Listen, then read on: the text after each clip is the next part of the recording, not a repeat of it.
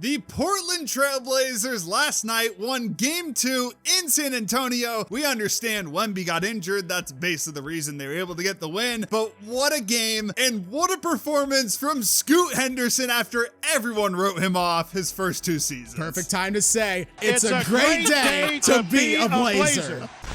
So started this game even with Wemby in there. The Blazers actually got off to a great start. We were up 13 at one point in the first. Yep. We were hitting everything. Scoot was playing great. The whole time, though, it kind of felt like, Spurs are going to respond at one point. This lead's going to go away. Yeah, they're going to go on their run eventually and they're going to get back in the game. But it was nice to get off to that, good start, take a 13-point lead. We were hoping, could we finish the first quarter up 7? That'd be great. Just have a nice little lead, a little buffer for the rest of the game. It'd just be a great start to the game. We're down 1 after the first. I was so fucking mad, honestly. Yeah, we were streaming. I was getting off work, so I pulled up right around then, and we were both like, fuck me. Because we did all that. We had such a great start. We're hitting from 3 and everything, and that wasn't even good enough to have a 1-point lead. It wasn't even good enough to be tied after the first. We were down. And then early in the second, we had the moment where Wemby spins on Drew Holiday. They connect knees, and Wemby falls straight on the chin. Looks so damn painful. Yeah. And you do honestly hate to see it. I'm not even being sarcastic here, but huge opportunity for Portland. Yeah, exactly. But at the same time, the Spurs still played well for much of the game after that. And even then, if you guys aren't familiar, the Spurs beat us how many times in the regular season? Twice. We beat them once. We played 3 total times. Wemby missed all 3 games, and yet they still beat us in the season series 2-1, including, I think, winning twice in Portland. Yeah, so. an NBA Cup game, I remember Fox and Vassell were cooking us. Yep. It definitely wasn't okay, Wemby's out, Blazer winning this now. I still felt like Spurs got a great chance with their core at home. No, Wemby goes out, it's okay, this is an opportunity for the Blazers, Exactly. but the Spurs are still the favorite, even without Wemby. And then you had them going on that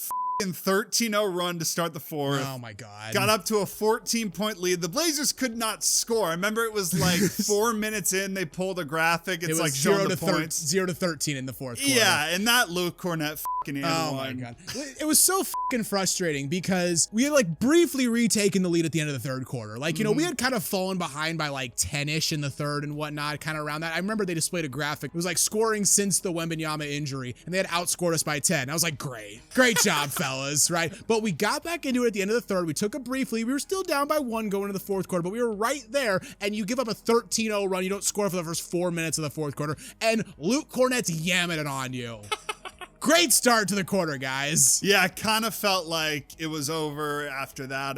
Jeremy was playing like dog shit. He was 0 of 8 at one point. Yeah, Drew was having a stinker. Denny was coming back to earth after that amazing playing game and then that really good game 1. But slowly they just chipped away and we had that huge 3 from Scoot, got the lead down to 1. Shout out before that. Shout out to Monty Kamara, who on the offensive end also kind of had a stinker up to that point. Back-to-back threes, I'm pretty sure. That's right, Or at yeah. least maybe not if they're not back-to-back across the same possessions. Multiple threes in the fourth, huge clutch shots that got us back in the game. And then, yeah, like you said, Scoot knocking down that 3, getting us within 1. We were honestly, we were fucking losing our minds at the end of this game. My heart was pounding out of my chest. Yeah. Next possession after that Scoot 3, Drew Holiday rebounds a Rob Will air ball. We retake the lead, and then 20 seconds left. Denny drives in. He finds Rob Will for that and 1 alley-oop.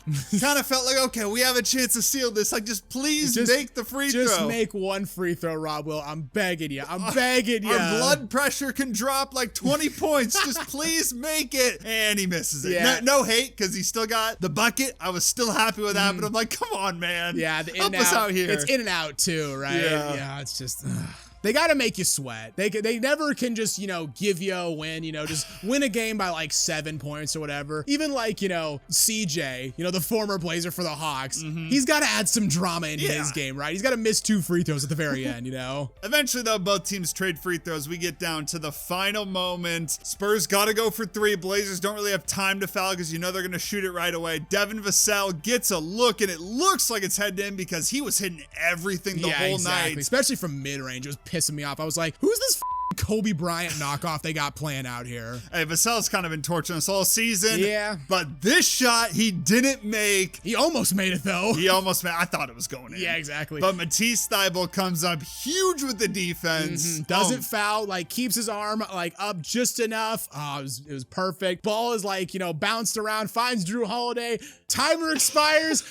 We didn't even realize it at the time because we're losing our shot streak, but Drew hits a fucking half-court shot after the buzzer, yeah, too. did, actually. Nice little cherry on top for the game, Right. Scoot Henderson, though. Oh, my God. 31 points. We have to talk about him for a bit here and give him so much props because the first year, he was terrible. Yeah. Scoot was basically unplayable at times his rookie season. And he got that rep of being right? He got the memes and this is kind of like the early era of like AI images. So you got like the old like AI images. There's one like of him on like a scooter and just like a rocket of shit out his ass.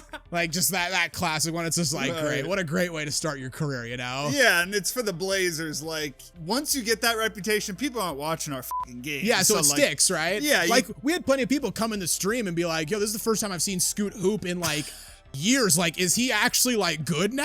And we had to explain like, no, yeah, he's like a winning player for us this year. Yeah, he has become a winning player. Like year 2, he showed his moments. He had that game winner. Was it versus the Wizards? Jazz, the Kings? I think. Okay, I knew it was against some bad team. Yeah, exactly. Had that game winner. It was a great moment, but still a lot of like inefficient basketball. Didn't feel like, he had found his spot. And then this year he misses like the first half of the season over the first half of that hamstring injury. It's like, fuck. And missed a lot longer than was initially like reported. Yeah, at least than we initially thought. It's like, okay, he's gonna miss the start of the season. We'll get him back by like early January, Christmas. And I swear he didn't play till February, I want to say. See, I think the initial reports was like he could be back in like November, like a couple of months maybe. I think that was like fan speculation. Okay. Realistically, it was always gonna be like at the best mid to late December is kind of what from the research I was able to find. But I mean, still not back to like February. Yeah, and then he finally comes and plays. Down the stretch, he is starting because Shaden's hurt, Jeremy's hurt at times, and the defense, he got better at it. He was such like a solid defender, obviously learned from Drew. Oh yeah. That's why you trade for a guy like Drew Holiday to teach your young guys. And then, in the postseason, pretty good game 1. And then this game, best game of his career. It's just crazy. Yeah. Like it's not his career high or anything, but given the stakes, the stage and everything, absolutely best game of his career. It's not even close. I don't even know what to say at that point. We get it. You're going to say like, yeah, you guys only won because of Wemby. We do not care. Yeah, no. This is our first like playoff win since 2021. First time in 5 years. Like I was saying on stream, I was just like, I forgot what it feels like to watch your team play meaningful basketball. Like I kind of rediscovered it a little bit in the play-in tournament, but this was like the first game where like legit my heart was pounding out of my chest watching the end of it.